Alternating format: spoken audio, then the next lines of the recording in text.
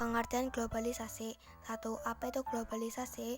Globalisasi terdiri dari dua kata, global yang artinya meliputi seluruh dunia, dan isasi yang artinya proses, sehingga globalisasi adalah proses pengglobalan atau sebuah proses yang berlangsung meliputi seluruh dunia.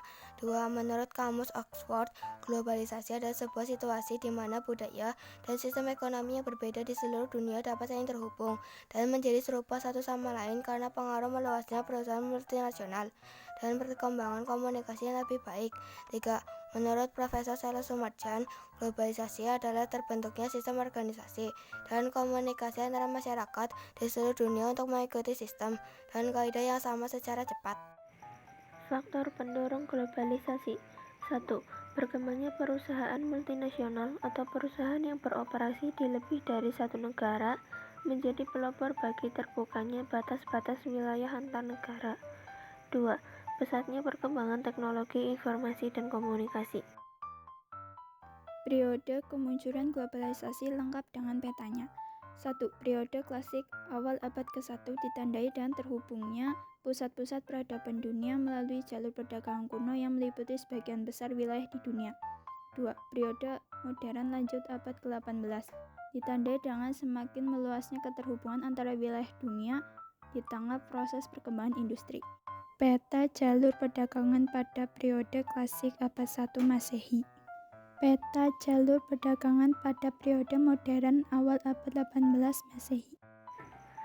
Contoh globalisasi dalam berbagai aspek. 1. Aspek iptek. 2. Aspek ekonomi. 3. Aspek politik dan hukum. 4. Aspek kebudayaan. A. Aspek ilmu pengetahuan dan teknologi. Penemuan terbaru hasil perkembangan ilmu pengetahuan dan teknologi dengan mudah menyebar ke seluruh dunia. Misalnya pengembangan kendaraan listrik atau pengembangan startup atau perusahaan rintisan digital yang dimulai di negara-negara maju kini sudah mulai mewabah di seluruh dunia, termasuk di Indonesia. B. Aspek ekonomi. Terbentuknya kebijakan pasar bebas memungkinkan proses perdagangan barang dan perpindahan tenaga kerja berlangsung meluas memicu terintegrasinya sistem ekonomi dunia. Misalnya keberadaan Masyarakat Ekonomi Eropa atau MEE. C. Aspek politik dan hukum. Meluasnya jaringan kerjasama internasional, kehadiran lembaga-lembaga dunia seperti Organisasi Perdagangan Dunia, Batik Dunia, Mahkamah Internasional dan lain-lain berperan kuat menentukan arah kebijakan negara-negara di dunia. Peraturan investasi, perdagangan luar negeri, hak asasi manusia dan kesepakatan pembangunan dalam pertemuan internasional harus diikuti oleh negara anggotanya di seluruh dunia. D. Aspek kebudayaan. Aspek budaya mencakup keseluruhan corak kehidupan masyarakat. Perkembangan teknologi media dengan motif ekonomi mendorong industri budaya yang menyebarkan corak kebudayaan baru. Contoh di Indonesia merebak restoran cepat saji dan kedai kopi Amerika dan drama film Korea. Dampak positif. 1. Berkembangnya ilmu pengetahuan dan teknologi. 2. Meningkatnya efektivitas dan efisiensi.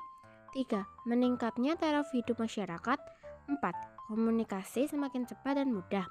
5. Berkembangnya dunia pariwisata. 6. Perkembangan alat komunikasi dan keterbukaan informasi. Dampak negatif. 1. Westernisasi. 2. Demoralisasi. 3. Kesenjangan sosial. 4. Kriminalitas. 5. Pencemaran lingkungan. 6. Kenakalan remaja. Westernisasi. Westernisasi adalah tindakan seseorang yang mulai kehilangan nasionalisme dengan meniru atau melakukan aktivitas seperti bangsa Barat, Eropa dan Amerika. Bangsa Barat dianggap sebagai bangsa yang modern sama dengan westernisasi. Padahal gaya hidup dan perilaku mereka belum tentu sesuai dengan budaya kita. Demoralisasi.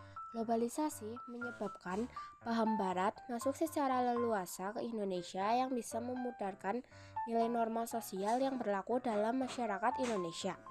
Memudarnya nilai dan norma sosial ini menyebabkan munculnya dekadensi moral atau demoralisasi.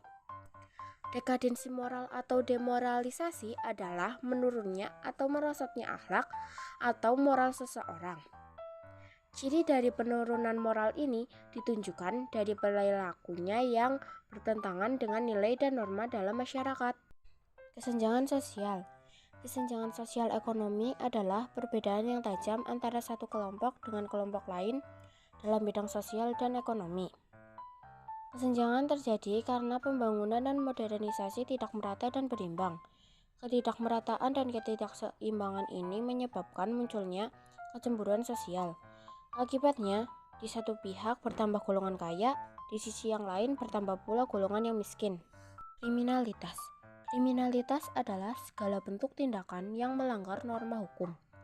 Faktor penyebab kriminalitas: 1. Pertentangan dan persaingan. 2. Tingginya angka pengangguran karena terbatasnya lapangan kerja. 3. Perbedaan ideologi politik. 4. Kepadatan dan komposisi penduduk. 5. Perbedaan kekayaan dan pendapatan. 6. Mentalitas yang labil. Pencemaran lingkungan. Proses globalisasi industri yang tidak dibarengi dengan analisis masalah dan dampak lingkungan atau AMDAL menimbulkan pencemaran lingkungan berupa pencemaran udara, tanah, air, dan suara.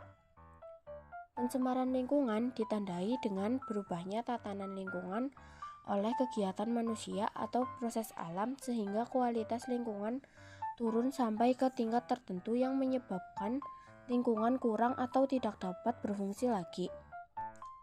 Kenakalan remaja. Kenakalan remaja atau juvenile delinquency adalah semua perbuatan anak remaja usia belasan tahun yang berlawanan dengan ketertiban umum atau nilai dan norma yang diakui masyarakat yang ditunjukkan pada orang, binatang, atau barang-barang yang dapat menimbulkan bahaya atau kerugian pada pihak lain. Sekian yang dapat kami sampaikan. Terima kasih.